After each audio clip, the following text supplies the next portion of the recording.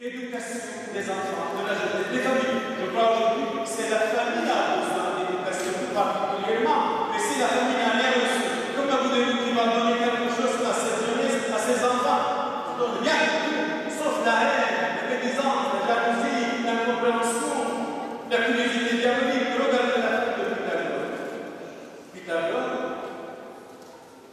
Pythagore, il est au 6e siècle avant Jésus-Christ. Sa femme Théodore. Ça peut dire. Si de vos enfants vous voulez faire de vrais hommes, de vraies femmes, que leur éducation soit un petit peu austère. Ne pas dire tout de suite à votre fils, oui, ça va.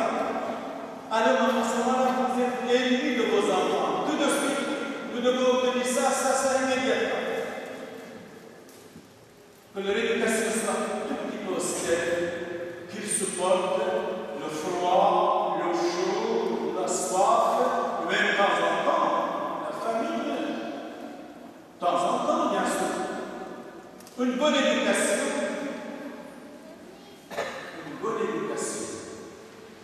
c'est la racine de toute civilisation. Certainement, seulement. Une éducation de l'homme commence vraiment à sa naissance ou bien avant sa naissance, c'est-à-dire éduquer sa mère. Après le.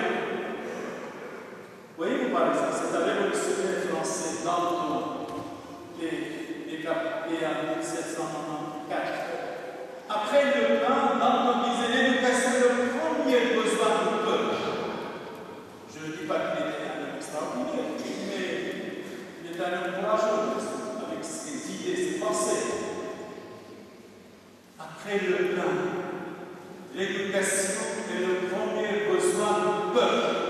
Tant que nous négligeons l'éducation, la famille va être déchirée. La jeunesse va être ignorante. Les églises sont vides. La nation s'en carrément du pays. Mais oui, si nous sommes remplacés par les hommes, mais alors, écoutez, mais qui nous a donné cette éducation? Mais qui nous a reçu par qui? Par les ennemis. Je crois, je vais finir par une parole de Napoléon. J'ai toujours pensé pour réformer le gouvernement, si on réformait l'éducation de la femme, c'est la base. Éduquez-la, vous allez avoir une bonne famille, un gentil et des gentils, des enfants, je suis sûr, et c'est. Mais la femme ne doit pas être un instrument de plaisir. La femme doit être heureuse. Une femme française, Colette, morte en 1954, elle disait les femmes libres sont des sottes, ne sont pas des femmes. C'est-à-dire, je désire faire n'importe quoi. Et lui, ne sont pas des femmes, et ça mène des films des femmes modernes. De la femme, si une parole arabe, de la femme vient la lumière, et le soir comme le matin, autour d'elle, tout s'organise. Tout s'organise. Aujourd'hui, nous recevons 3 éducations. C'est les parents, et si les parents ne viennent recevoir rien à leurs enfants, celle de l'école. Si les maîtres de l'école, les instituteurs sont des gauchistes, sans Dieu, ne peuvent rien donner à vos enfants. Et le monde sont envahis par le monde, par ces règles-là, par la pornographie, par la télé, etc. Donc, nous recevons beaucoup d'éducation, mais une vraie éducation doit être la base, absolument, si vous aimez. Je parle de roi Salomon, 3e roi d'Israël. Ça veut dire quoi, 3e roi d'Israël? Regardez, Saoul, le roi, David, le 2e roi, Salomon, le 3e roi, il se suit. Il vaut mieux pour les enfants d'être corrigés doucement, que d'être aveuglément aimés. Alors, Je comprends. Charles Péguy, pour 1954, dit ceci. Rien n'est beau comme un enfant qui s'endort en faisant sa prière. Et bien souvent, nous avons honte de dire la prière. Nous avons honte quand nous mangeons, quand nous allons quelque part. Nous avons honte de faire le carême. Dimanche passé, je disais quelque chose. Si j'étais le pape, ce n'est pas le cas. J'installerai, c'est ça, restaurer le carême 40 jours pour les chrétiens pour écraser le rabbin.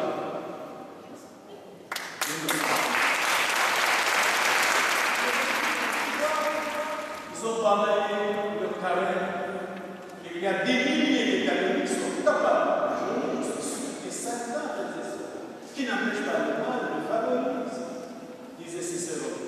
Pourquoi empêcher le bien de empêcher le mal? Donc, Charles Péguy disait, rien de tout, comme un enfant qui s'endort en faisant sa prière. La prière. Je monte la voiture, je vais venir à la maison de quelqu'un, je vais avec lui 300 km, pour bénir sa maison parce qu'il y a des choses désagréables. Il ne venait pas avec cette fille ici, il se sentit amis.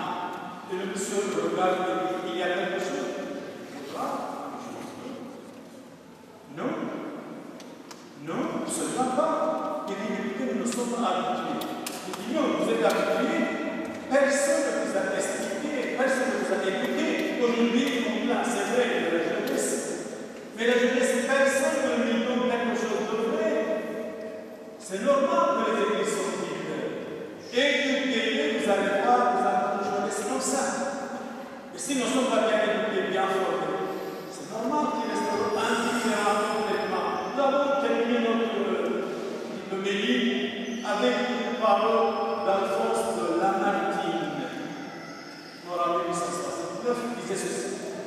Au sujet de la prière, de l'éducation, la prière est le dernier mot et le dernier art de toute civilisation, de toute éducation spirituelle, morale, civile, religion. Alors, frères et sœurs, nous devons être spiritualisés, beaux, gentils, moralement, comme des gens civilisés, en écoutant les uns les autres avec respect et dignité.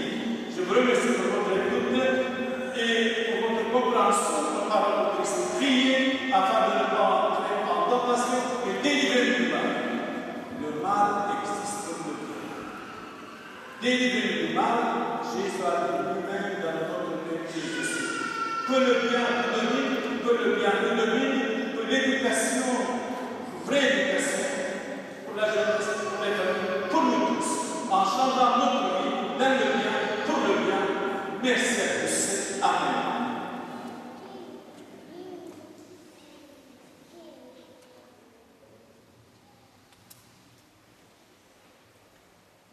La parole de dimanche.